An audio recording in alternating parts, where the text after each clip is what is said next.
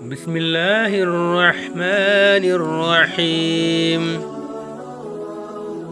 صحابی رسول حضرت عبداللہ بن مسعود رضی اللہ تعالیٰ عنہ سے روایت ہے، ایک بار ایک شخص بارگاہ رسالت میں حاضر ہوا۔ عرض کیا، یا رسول اللہ صلی اللہ علیہ وآلہ وسلم، کیا کوئی ایسا مومن بھی ہے جو جہنم میں باقی رہ جائے گا؟ آقا مکی مدنی مصطفیٰ صلی اللہ علیہ وآلہ وسلم نے فرمایا، ہاں، ایک شخص جو جہنم کے گہرے گڑھے میں ہوگا اور اونچی آواز سے یا حنانو یا منانو پکار رہا ہوگا۔ اس کی آواز بلند ہوگی یہاں تک کہ حضرت جبرائیل علیہ السلام سنیں گے تو تعجب سے کہیں گے، العجب العجب، یعنی عجیب بات ہے، عجیب بات ہے۔ پھر حضرت جبرائیل علیہ السلام عرش الہی کے سامنے حاضر ہوں گے، سر سجدے میں رکھ دیں گے۔ اللہ پاک فرمائے گا، ارفع راسک یا جبرائیل، اے جبرائیل اپنا سر اٹھاؤ۔ حضرت جبرائیل علیہ السلام سر اٹھائیں گے۔ اللہ پاک فرمائے گا، اے جبرائیل تم نے کیا عجیب چیز دیکھی؟ جبرائیل علیہ السلام عرض کریں گے، یا اللہ پاک، میں نے ایک آواز سنی، کوئی شخص جہنم کے گہرے گڑھے میں ہے اور یا حنانو یا منانو کہہ کر پکار رہا ہے۔ اللہ پاک فرمائے گا، اے جبرائیل، مالک یعنی داروغہ جہنم کے پاس جاؤ، انہیں کہو وہ بندہ جو یا حنانو یا منانو پکار رہا ہے اسے جہنم سے نکال لاؤ۔ حضرت جبرائیل علیہ السلام جہنم کے دروازے پر تشریف لے جائیں گے، دستک دیں گے۔ حضرت مالک علیہ السلام باہر آئیں گے۔ حضرت جبرائیل علیہ السلام انہیں اللہ پاک کا حکم سنائیں گے۔ حکم سن کر حضرت مالک علیہ السلام جہنم کے اندر چلے جائیں گے۔ ہمارے پیارے آقا مکی مدنی مصطفیٰ صلی اللہ علیہ وآلہ وسلم نے فرمایا، جیسے ماں اپنے بچوں کو پہچانتی ہے، حضرت مالک علیہ السلام ایسے ہی جہنم کو پہچانتے ہیں۔ اس کے باوجود آپ یا حنانو یا منانو پکارنے والے شخص کو تلاش نہیں کر پائیں گے۔ باہر تشریف لائیں گے، حضرت جبرائیل علیہ السلام سے عرض کریں گے، اے جبرائیل، جہنم نے گہرا سانس لیا ہے، اس لیے کون سی چیز پتھر ہے، کون سی چیز لوہا ہے اور کون انسان ہے، اس کی پہچان نہیں ہو پا رہی۔ حضرت جبرائیل علیہ السلام دوبارہ عرش الہی کے سامنے حاضر ہوں گے، سر سجدے میں رکھ دیں گے۔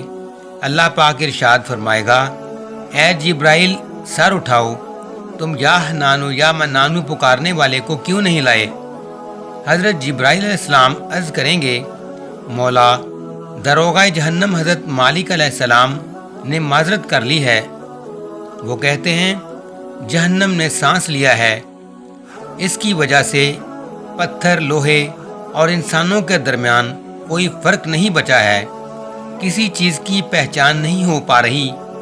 اللہ پاک فرمائے گا، اے جبرائیل، مالک سے کہو میرا بندہ جہنم کے فلاں گڑھے میں فلاں کونے میں اس طرح پڑا ہے۔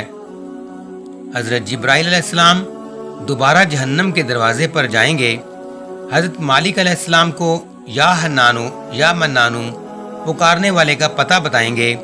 حضرت مالک علیہ السلام جہنم کے اندر جائیں گے تو دیکھیں گے کہ ایک شخص ہے، اس کے پاؤں اس کی پیشانی کے ساتھ اور ہاتھ گردن کے ساتھ بندھے ہوئے ہیں، اور جہنم کے سانپ، بچھو اس کے ساتھ لپٹے ہوئے ہیں۔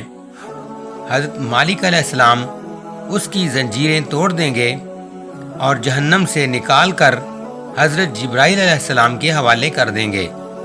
حضرت جبرائیل علیہ السلام اسے لے کر عرش الہی کے سامنے حاضر ہوں گے اور سر سجدے میں رکھ دیں گے۔ اللہ پاک فرمائے گا، اے جبرائیل سر اٹھاؤ۔ جبرائیل علیہ السلام سر اٹھائیں گے۔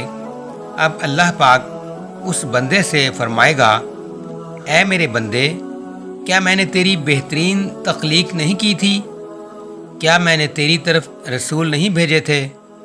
کیا ان رسولوں نے تمہیں میری کتاب نہیں سنائی تھی؟ کیا میرے رسولوں نے تجھے نیکی کا حکم نہیں دیا تھا، تجھے برائی سے منع نہیں کیا تھا؟